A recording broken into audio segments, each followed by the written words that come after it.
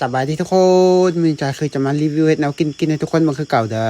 ซึ่งมันในจ่าคือเฮ็ดเมนูปิ้งปลาขอกับตำมักหุ่งเด้อทุกคนก็คือจะปิ้งปลาขอเพื่อกับตำมักหุ่งปลาขอนี่จะเป็นปลาขอที่จ่าไปเอาในกลางนาในตอนกลางคืนเด้อทุกคนคือที่จ่าไปเอาในกลางนาที่จ่าโพสที่ไปเบิ่งกันแหละจ่าไปหายิงเอาอยู่ในกลางนามือเที่ยวตัดหนามนาหรือว่ามือเที่ยวอัดหนามนานะทุกคนคือปลามันมาขอนอยู่จ่าก็เลยเอาหนายิงปลาไปยิงกันหนายิงปลาก็คือหนาเที่ยวเฮ็ดไว้ยิงปลาไปยิงเอาเมื่อคืนแล้วตื่นเช้ามาจะก็คือจะมาเฮ็ดแนวกินตอนเช้าก็คือจะเอามาเฮ็ดปิ้งปลาขอกับตำมะฮุ่งทุกคนหลังจากปลาขอที่จะไปล้างน้ำไปล้างขันน้ำเกลือเรียบร้อยแล้วต่อมาจากก็คือจะต้อง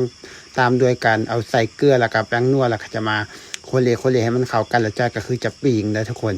คือปลาเนี่ยเอามาแต่เมื่อคืนน่ะมันก็เลยแบบมันตุยแต่เมื่อคืนแล้ว เขาก็คือว่าปิ้งมื้อเสาร์ได้ทุกคนหลังจากได้มากก็คือจะมีทั้งปลาก้อนเยอะแล้วมีปลาคอใหญ่แล้วก็จะมีทั้งปลาคอกั้งแบบนี้นะที่เอามาจีเดี๋ยวมาปิ้งเลยทุกคนก็คือดังไฟก่อนดังไฟเป็นถ่านเรียบร้อยแล้วก็คือจะมาปิ้งไว้ด้นเลยปิ้งจนกว่าปลาจะสุกจะไปตำบักหุ่งทีหลังทุกคนจะเบิ่งปิ้งปลาก่อนอยากให้ปลามันสุกก่อนแบบนี้นะก็เลยต้องเบิ่งปิ้งปลาก่อนหลังจากปลาสุกแล้วจะไปตำบักหุ่งทีเดียวเฮ็ดไปทีละขั้นตอนเอาเพราะว่ามื้อนี้เขาบ่ได้ฟ้าวหลังจากเข้าแล้วสำหรับการปิ้งปลาต่อมาจากกระตองมาแม่นมักหุ่งเพื่อจะเอาไปซอยเพื่อจะมาตำเลยทุกคนมักหุ่งก็คือต้นใหญ่ให้ยังต้นสูงแต่ว่าอีกบุต้นเราก็สิตัดแล้วล่ะต้นมักหุ่งต้นนี้เนื่องจากว่าจะจิตเฮ็ดที่นอนอยู่บนต้นมักหุ่งอะไรจะเฮ็ดที่นอนกินลมชมวิวหั่นน่ะ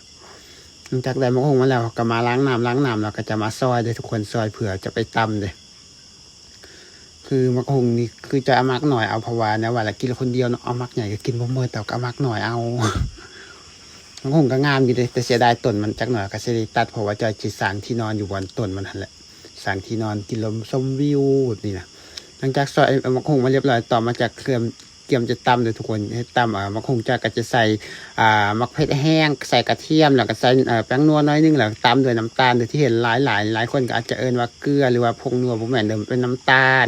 ใส่น้ำตาลหลายมันจังหวานจังแซ่บ เลยใส่น้ำตาลลงไปต่อมาตำเรียบร้อยต่อมามันแหลกแล้วต่อมากระปรุงด้วยการใส่น้ำปลาแดกลงไปแล้วก็จะบีบมะนาวใส่แบบนี้นะมะนาวช่วงนี้เอาอยู่ในห้วยมามีหลายแห่งทุกคนช่วงก่อนเราบ่มีมะนาวกินแต่ช่วงนี้เรามีหลายเกินจนกินบ่ทัน หลังจากเอาตำอย่างโคเลเข้ากันแล้วต่อมาก็ตามด้วยเอามะฮุ่งใส่มะเขือเทศหรือว่ามะเหลนมื้อนี้มันบ่มีเด้อทุกคนเพราะว่าต้นมันตุ้ยแล้วนี่นะก็เลยบ่มีกินมะเหลนนะแล้วก็ตำเอามะนาวใส่แล้วก็พอนี่นะหลังจากเนี่ยตำไปตำมาโดนสักพักหนึ่งกันแล้วเรียบร้อยก็ซิมเบิ่งว่าจบหลังจากมันจบแล้วก็จะตักใส่จานเผื่อเกียมจะกินเลยเด้อทุกคนจะเนี่ยคือได้มาแล้วเมนูเขาก็คือมีแค่นี้ส่วนปลาที่จอยจะกินจอยจะแบ่งเป็น2 ส่วนจะแบ่งให้แมวเด้อคืออย่างเห็นเลยทุกคนอยู่บ้านจอยนะเวลากินซีนเขาก็สิแบ่งซีนให้ตัวแมวเวลากินปลาก็แบ่งปลาให้แมวเวลากินผักตัวแมวบ่กินผักก็ให้มันกินข้าวเวลามัน